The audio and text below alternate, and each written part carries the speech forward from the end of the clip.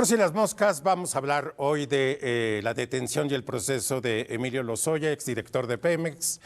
Hace unos días, el Wall Street Journal dijo que tenía evidencias de que esta investigación iba más arriba y que podía implicar al presidente Peña Nieto. En la mañanera de hace un día, el presidente Andrés Manuel López Obrador negó tener evidencia. Y para hablar de estas implicaciones y otros asuntos, me acompaña Penilei Ramírez de Univisión y Ignacio Rodríguez Reina de Quinto Elemento Lab, dos periodistas a los cuales admiro mucho por su capacidad de investigación. Ellos han estado trabajando desde hace tiempo el tema de Pemex y yo creo que tienen mucho que decir. Y vamos a aprovechar también para hablar de cómo el periodismo también contribuye a esta discusión y a estas investigaciones. Pero comencemos con lo primero. ¿Afecta o no al presidente Peña Nieto? La investigación, esa es una gran pregunta. Yo creo que hay que situar la detención de Lozoya en un contexto político. Yo he estado revisando en los últimos días declaraciones de Andrés Manuel López Obrador de los años previos a que fuera candidato presidencial esta última vez, es decir, 2015, 2016. Lo interesante es que el discurso no es muy diferente a lo que él está diciendo ahora. Desde entonces él era muy crítico de Peña Nieto, decía que el cártel más poderoso en México estaba en Los Pinos y que había que investigar por igual a delincuentes de cuello blanco y delincuencia común. Pero él ha sido muy claro en todos sus discursos diciendo no vamos a ir contra del expresidentes, como también iríamos contra Salinas o contra Calderón, que sabemos que son, digamos, posiciones políticas a las que él ha apuntado más en su discurso, ¿no? Eso por una parte. Y por otra parte, creo que sí es interesante analizar cómo ha cambiado su postura. Él al principio de su administración, cuando le hacían preguntas sobre procesos judiciales en curso de investigación en la conferencia de por la mañana, él hablaba de lo que estaba pasando en la investigación. Y un buen día empezó a decir, no, la Fiscalía es autónoma, yo ya no me puedo pronunciar, no sé si se está investigando, que es un poco lo que contestó ahora esta semana a la pregunta sobre lo del Wall Street Journal. Entonces me parece que tampoco podemos... tenemos que leer sus declaraciones como declaraciones políticas finalmente. No me parece que sea tan literal. Él no está diciendo, no se va a investigar a Peña Nieto, lo que está diciendo es, nosotros no lo denunciamos, es decir, presidencia, y la Fiscalía es autónoma. De esa manera, él, digamos, salva su promesa política de no ir directamente contra los expresidentes, pero deja abierto el camino para que la Fiscalía indague, y sabemos que está indagando. Nacho, propio abogado de Lozoya y el padre de Lozoya ha dicho, se van todos. Si se va mi hijo, se van todos con él. Mira, yo no estoy tan seguro de que es el mensaje de se van todos. O sea, obviamente está un poco como blofeando con la idea de que... No, de que puede hablar, de que puede hablar. Ahora, pero es que yo, por ejemplo, que he estado siguiendo las declaraciones del abogado, uno puede darle dos contenidos a esa misma frase. Okay. No se mandaba solo, ¿no? Okay. No se mandaba solo había un consejo de administración que aprobaba colegiadamente todas las decisiones, había un secretario de Hacienda que tenía que firmar y dar visto bueno, había un presidente de la República que por supuesto anunciaba como parte del proyecto de Pacto por México la compra, por ejemplo, en este caso de plantas, de fertilizantes para recuperar la soberanía alimentaria. Es decir, apelando a que hay una estructura de toma de decisiones, ¿no?, en la cual institucionalmente podría alegar, no es que yo en un rincón, en lo oscuro, en un cuarto, yo tome la decisión y firme por mi cuenta, porque es decir, él no firmaba, y en efecto, él no firmaba los contratos.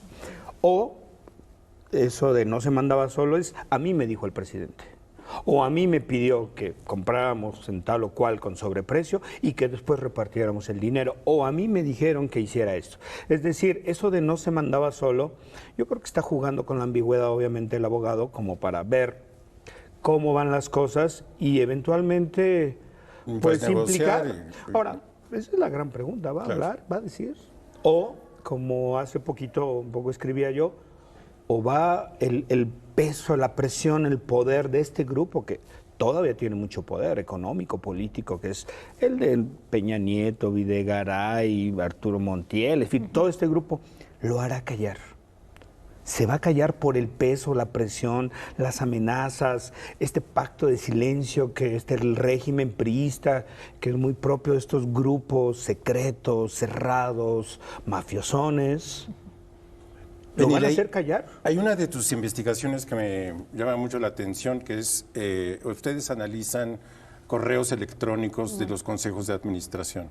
Y entonces, lo que entiendo de la investigación es que Lozoya está muy empeñado en que se estaba analizando la compra de uno de estas industrias de fertilizantes y está muy empeñado en que así sea, a pesar de que no están dando los datos completos y que hay muchas dudas de parte de los consejeros. Incluso Carlos Elizondo, a ustedes lo entrevistan, que fue el único de los consejeros que vota en contra, da las razones por las cuales, en fin, no votó, no aprobó.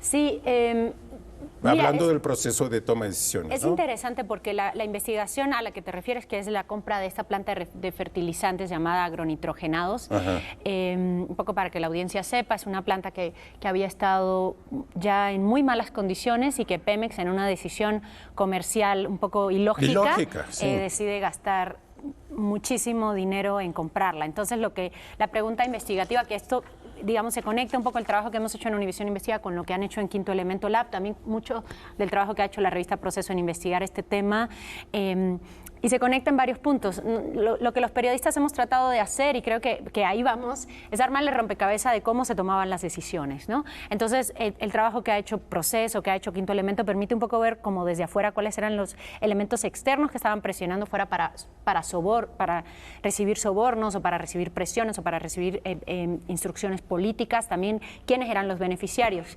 Y esta investigación a la que te refieres va como un poco en medio de eso y lo que busca es entender un poco cómo sucedía el proceso del que hablaba Nacho, ¿no? Sí. Es decir, eso es una cosa maravillosa de México, ¿no? Hay una burocracia súper sofisticada, con un montón de niveles, y entonces es una corrupción muy de papel, muy legal.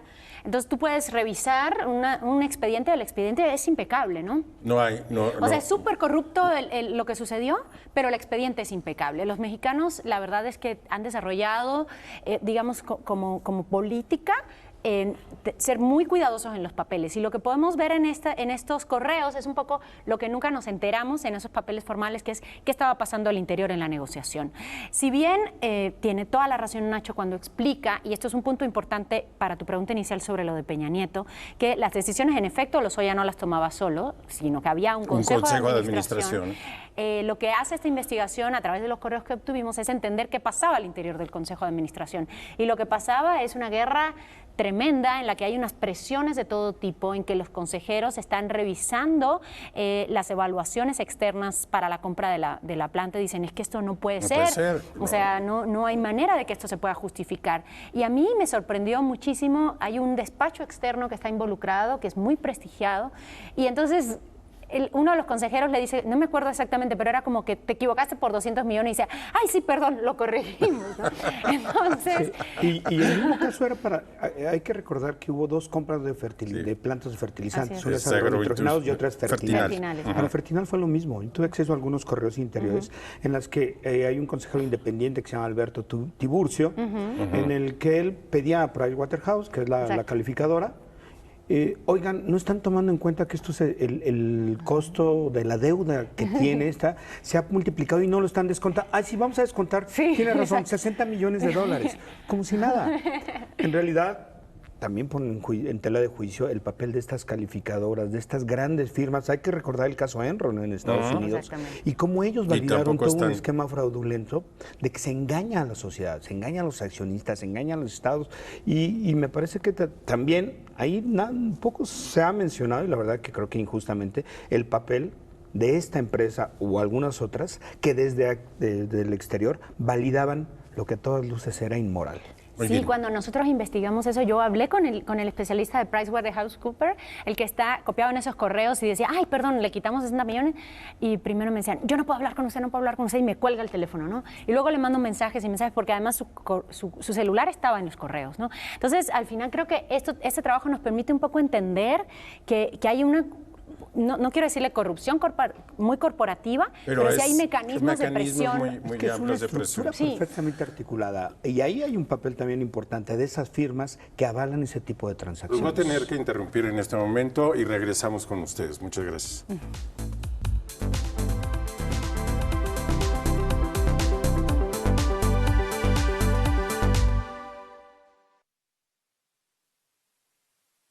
He tenido como un miedo muy profundo a la soledad. El cristal es la droga que más he amado y más he odiado. Estoy luchando para ya no volver a consumir cristal. Me ha ocasionado el consumo de sustancias. Fue perder la noción de las cosas que sucedían a mi alrededor. Tuve una recaída en las adicciones muy fuerte y pues casi muero. En el mundo de las drogas no hay final feliz. Estrategia Nacional para la Prevención de las Adicciones. Por si las moscas, estamos de regreso. Yo soy Guillermo Sorno, estoy hablando con Penilei Ramírez y con Ignacio Rodríguez Reina, que son compañeros de trabajo, periodistas muy respetados. Estamos hablando del caso Lozoya y en este intermedio nos pusimos ya muy emocionados acerca de lo que revelan sus investigaciones. La pregunta que les quiero hacer es un poquito más, digamos, general, y es la contribución del periodismo de investigación para el abono, digamos, de estas investigaciones judiciales y cómo contribuyen a que la sociedad nos vayamos sensibilizando acerca de cómo en las cúpulas se toman las decisiones buenas o malas para el país. Pues mira, hay varios de ustedes que están en este asunto. pues yo creo que algo en común que tiene el trabajo que hemos hecho es tratar de explicarle a una audiencia no especializada que las decisiones que se toman allá arriba, en ese lugar del poder que parece como inalcanzable, claro, y oscuro, en realidad también pueden tener, digamos, elementos que hasta risa te dan, ¿no? A mí me parece que al final el periodismo investigativo te ayuda a acercarte a temas que son un poco inaccesibles. Recuerdo, Nacho y yo fuimos compañeros en una investigación global, ¿te acuerdas? En Paradise Papers, y nos pasaba eso. Es como un mundo de los súper ricos a los que uno no tendría acceso de otra manera, y creo que el periodismo nos ha ayudado a entender cómo funcionaban estos procesos internos, y eso te ayuda, yo creo, primero como periodista y luego la tarea de comunicarlo, a pensar que en realidad no son tan diferentes a uno, ¿no? Que hay cosas que a lo mejor, aunque uno no sea, decíamos, experto en economía, simplemente si tú dices una compañía vale 100 millones, pero yo decido que ahora vale 1,000. Y que lo pones a valor presente y que entonces lo compras a 1,000. Me acuerdo, por ejemplo, retomando el tema que hablábamos de la evaluación para comprarla, había una tabla que decía, vale 120 y hacemos una revaluación y vale 1,000, y cuando ibas a la fuente te decía cálculo propio. Entonces, lo que sea que eso signifique, ¿no? Signifique, si necesitas ser contador para... Claro, entonces me parece que el hecho de que lo revise un periodista, que a lo mejor va a pensar cómo la gente lo lee, te permite un poco poner en acceso público no solamente, digamos, las revelaciones, sino también esto que es muy rico de cómo funciona el poder por dentro, ¿no? Cómo se dan estas presiones, cómo a veces se ausentan a una reunión, y sí pensar que al final el papel del periodismo también es explicar al público cómo funcionan estas estructuras, ¿no? Que parecen, insisto, muy inacibles, pero que al final están compuestas de gente de carne y hueso que también se equivoca, que también a veces deja pistas que parecen muy fáciles de encontrar, y para eso estamos nosotros, para poder seguir los documentos hasta llegar a ese punto en el que tú dices que no puede ser, ¿no? Claro, pero además yo creo que, aparte de esa, yo diría que labor de pedagogía cívica, de pedagogía política, que me parece fundamental, es unos elementos que ayudan a construir sociedades robustas, Bueno, hay un elemento profundamente democrático en lo que hacen Entonces, ustedes. lo que a mí me interesa subrayar ese punto, a ver, el trabajo que hacemos nosotros y muchos otros compañeros es fundamental para tener una democracia de calidad. Claro. Es que mira, creo que esa parte todavía no se entiende desde el poder. Yo creo que hay sectores de la sociedad que sí llegan a distinguir que la contribución que se ha hecho, por ejemplo, con investigaciones como la de la estafa maestra, todo lo que hemos hecho de Odebrecht, Pemex y otros, digamos, otros temas que han sido fundamentales para empezar a entender cómo funcionaba este aparato corrupto que estaba instalado y amaciato en el poder. Bueno, eso es gracias al periodismo.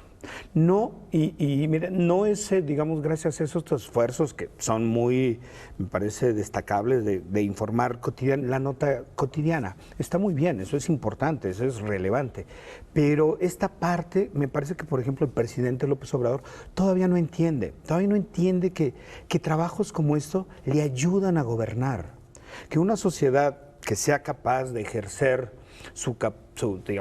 un escrutinio sobre los gobiernos pasados, pero también sobre este gobierno. Sí, no vamos a poner en tela de juicio ni duda la honestidad del presidente, porque me parece que hay un consenso en que es un hombre honesto, pero eso no significa que todo el aparato gubernamental no haya gente que decida apropiarse de los recursos públicos. Y para eso estamos. Nosotros y que dejemos de hacer nuestro trabajo. Y eso, ¿no? Creo que, claro, por ejemplo, los ataques que luego hace el presidente contra el periodismo, me parecen totalmente injustificados. Creo que no alcanza a entender que sí hay un pasado corrupto de un cierto sector de medios y de periodistas, pero eso no justifica que digamos, que se descalifique. Al contrario, yo creo que nos tendría que ver como aliados en esta tarea de tener contrapesos, de tener mecanismos y válvulas de seguridad democráticas, y que lo único que hacemos es fortalecer la vida democrática del país. Entonces, por ejemplo, las investigaciones son un elemento fundamental. Y hay un amplio número de compañeros y compañeras principalmente que están haciendo ese trabajo. Yo creo que hay que revalorar también esa parte, porque si no son luego chayoteros, prensa fifí, prensa avenida, y no. ¿Por qué no hablas un poco más de la investigación que han hecho desde Quinto Elemento con Shanik? Mira, lo que hicimos básicamente fue, digamos, creo que, además, yo creo que son trabajos complementarios que no se sustituyen ni se contraponen. Yo creo que pusimos algunas de las bases primarias cuando se decía, por ejemplo, Raúl Olmos, de Mexicanos contra la Corrupción, llegó a publicar antes que nosotros acerca de que había campañas. Funcionarios de Pemex, altos funcionarios, que habían sido sobornados, porque eso es lo que se declaró, Odebrecht declaró cuando llegó a un acuerdo con el Departamento de Justicia, que dijo eso. En realidad lo que nosotros conseguimos fue el acceso y a la validación de las declaraciones en que el nombre de Emilio Lozoya por primera vez apareció. Muy bien. Es decir, lo que pusimos fue nombre y apellido a quien se le acusa de ser la persona dentro de Petróleos Mexicanos que ha recibido propinas por millones, en este caso 10 millones de dólares en su conjunto, a cambio de otorgar favores y facilidades para que Odebrecht, esta constructora brasileña, ya tristemente famosa, obtuviera contratos. Eso fue una de las primeras partes que hicimos. Luego hicimos otro trabajo, conseguimos los videos, las declaraciones, los testimonios, cuentas de bancos, a donde les llegaban el dinero, de dónde salía el dinero, es decir, todo la estructura para la distribución de los sobornos que estaba en los tribunales de Brasil, en México no. Esa fue, digamos, las conseguimos y la pusimos por primera vez el nombre. Y lo segundo que hicimos es revisando, que deriva de ese trabajo también, revisando transferencias de estas empresas fantasma offshore que utilizaba Odebrecht para repartir sobornos en toda Latinoamérica, encontramos que en una de los cientos de estados de cuenta, porque era literalmente, salía el nombre de Altos Hornos de México. Pero además muy curioso, porque normalmente estas cuentas estaban siendo alimentadas y salían de dinero. Una empresa de Odebrecht le mandaba a otra y de ahí salía a los políticos o a las empresas de los políticos. Este es el único caso en todo lo que revisamos que había una empresa que le mandaba dinero a Odebrecht en lugar de que ellos fueran los que mandaban. Y pues descubrimos que fue justamente un mes después de que se firmó el contrato para la compra esta de chatarra. ¿No? Una planta que tenía 14 años sin operar, con equipos 30 años viejos. Entonces, empezamos a atar, investigamos y casualmente son $3.700.000 que se dan un mes después de que se firma el contrato, de que Emilio Lozoya en enero de 2014 dice, ¿qué creen? Ya vamos a ser autosuficientes en alimentos porque vamos a tener fertilizantes y acabamos de comprar una superplanta que vamos a rehabilitar y va a funcionar. Bueno, un mes después estaba recibiendo las transacciones. Muy bien. Eso es parte de lo que nosotros hemos estado haciendo. Vamos a una pausa y seguimos con Diego Penilei con algunas investigaciones que han publicado también. Gracias.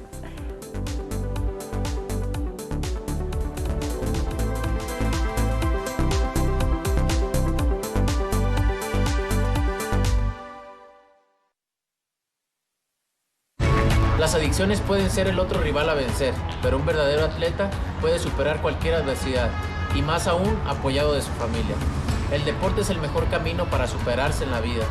Un verdadero campeón pone fuera de combate a las adicciones, por eso no hay que bajar la guardia. Con razón y corazón, por toda la nación, juntos por la paz. Tu amigo Saúl El Canelo Álvarez.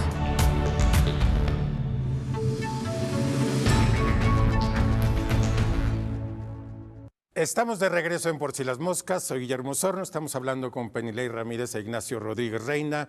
Hablamos de Emilio Lozoya y de Pemex. Y estamos hablando de las investigaciones que han hecho. Penilei, vi una investigación que hicieron desde Univisión que me llamó mucho la atención, que es parte de un juicio en Estados Unidos en donde unos empresarios norteamericanos contratan a un equipo de investigación para hacerle creer a los mexicanos que están interesados en entrar en negocios con Pemex, y los mexicanos les cuentan, les muestran, digamos, cómo funciona el sistema corrupto en México. Eso es algo que me llamó poderosamente la atención. Pues es un juicio sobre una compañía que se llama Oro Negro. Es una compañía de la que yo había escrito años antes, cuando empezaron a tener muchísimos contratos, aunque eran recién creados. Me acuerdo que la primera historia que publiqué sobre ese tema se llamaba El Cártel de Oro Negro. Se publicó en Reporte Índigo, todavía cuando yo trabajaba en Reporte Índigo. Y lo que encontramos, que publiqué con mi jefe, el jefe de la unidad investigativa donde yo trabajo, Gerardo Reyes, fue ¿qué estaba pasando en este juicio? Es un juicio de un tribunal arbitral del Tratado de Libre Comercio, en ese momento con sede en Canadá, en el que varios de los accionistas, en efecto estadounidenses, de esta compañía Oro Negro, que era una compañía mexicana, pero que tenía capital también extranjero, se duelen de, básicamente lo que ellos aducen es que ellos habían sido discriminados en Pemex porque no habían aceptado dar sobornos, ¿no? Entonces, para probar esto, contratan en efecto a esta compañía que se llama Black Coup, que es una compañía que hace espionaje. Es una compañía de origen israelí, pero con sede en Londres. Y entonces lo que hacen ellos es, aprovechan una ley mexicana que en inglés se llama One Party Consent, en que si hay dos personas en una conversación y uno de los dos sabe que está grabando, eso se puede usar en un juicio. Y entonces vienen dos agentes con el pretexto de que quieren invertir y empiezan a tener una serie de reuniones. Nosotros revisamos más de 30 horas de audios de estas reuniones y te tenías que oír todo porque era toda la comida. Entonces hablaban de todo, de la telenovela, de los hijos, hasta que empezaban a tocar el punto de cómo funciona Pemex. Y hay varios funcionarios que empiezan a contar, muchos. Hay algunas partes en que dicen lo que ellos ven y otros dicen lo que se dice adentro de Pemex, ¿no? Okay. Un poco sirve para que se entienda cómo funcionaba el panorama al interior de Pemex. Hay datos en específico que son un poco de oídas, así lo refieren incluso en el juicio, pero lo que nos pareció muy interesante, y eso es lo que destacamos en las notas que publicamos, es cómo esto muestra otra vez cómo funciona el aparato por dentro, ¿no? Qué es lo que está pasando al interior de la administración mientras estamos viendo estos anuncios muy formales en la prensa o a través de los boletines, sino qué está pasando realmente adentro. Y lo que estaba pasando era que sí había por lo menos una idea entre los funcionarios de alto nivel de que muchas cosas eran posibles al margen de lo que estuviera establecido, de que muchos de estos contratos, aunque tenían, digamos, reglas formales muy estrictas, en realidad se negociaban de otras maneras, como también lo han documentado muchos colegas, particularmente lo que contaba Nacho del trabajo maravilloso que han hecho en Quinto Elemento. Y lo que al final podemos ver a partir de esto es cómo muchas de las decisiones, en ese caso ya no de compras de plantas, sino de renta de algo que es muy importante para el funcionamiento de Pemex, que son renta de las plataformas autoelevables con las que se extrae el petróleo directamente, y cómo estas, digamos, insumos básicos para operar también entraban a través de un esquema de favoritismo, de relaciones más de amigos que de reglas formales, insisto, muy estrictas que se han creado, pero que podemos ver que no se cumplen, ¿no? Entonces, a mí me resultó muy interesante entender un poco qué estaba pasando, y lo que estaba pasando básicamente es que había muchas indicaciones informales, que eso es muy interesante desde el periodismo, muy difícil de probar en un juicio, sí. Y por eso yo no soy tan digamos, no tengo tanta esperanza en cuál es el curso que van a llevar estos juicios cuando lleguen a la justicia, porque, y regresando a lo que decía el abogado, veo difícil, por lo que tenemos de antecedentes de casos en México, por lo menos desde el lado de la Secretaría de la Función Pública, que logren documentar estas instrucciones directas, ¿no? A menos que tengamos como lo logró documentar Quinto Elemento Lab en su momento, las transacciones, las declaraciones, o que uno de esos altos funcionarios diga, sí, a mí me pagaron o yo llevé el dinero. Desde la estructura formal está muy bien diseñado para que Lozoya pueda decir yo no firmé, o para que Peña Nieto pueda decir había un consejo de administración, o para que Videgaray, entonces secretario de Hacienda, diga sí, yo era el presidente del consejo de administración de los bancos estatales que aprobaron esos proyectos, pero bueno, es un consejo, yo no tomaba la decisión solo. Es decir, hay muchos resquicios legales de esta legal corrupción mexicana. Exacto.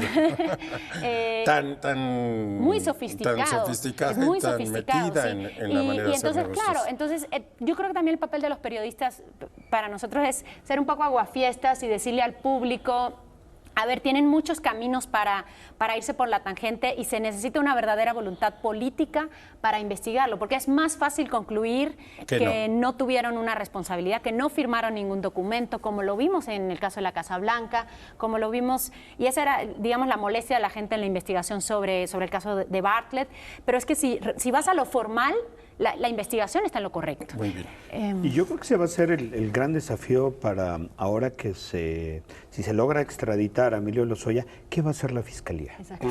Yo creo que es un punto fundamental y en realidad creo que a partir de lo que vamos ahí, vamos a ver lo que ocurre.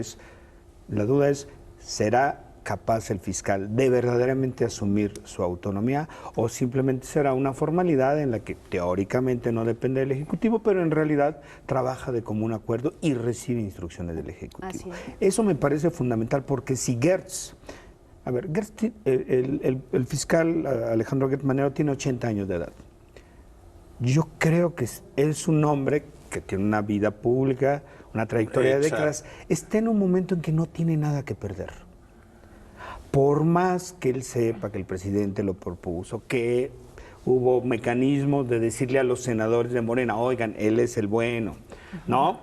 Voten y designen, ¿no? Por más, él está en una encrucijada personal en que a estas alturas de su vida realmente, y ojalá y lo haga, si se toma en serio que es autónomo, creo que sí vamos a poder ver un avance en la lucha contra la impunidad y la corrupción. Y eso depende de una decisión personal, creo, en buena medida. Pues muy bien, nos quedamos con estas terribles preguntas que hacen Felipe y Nacho acerca de la autonomía del fiscal y de si Emilio Lozoya será juzgado, digamos, conforme a la ley o se saldrá por la tangente, como hemos visto muchos casos en México. Les quiero agradecer muchísimo su presencia aquí en Por si las moscas. Muchísimas gracias. Muchísimas gracias, a ti. un gusto.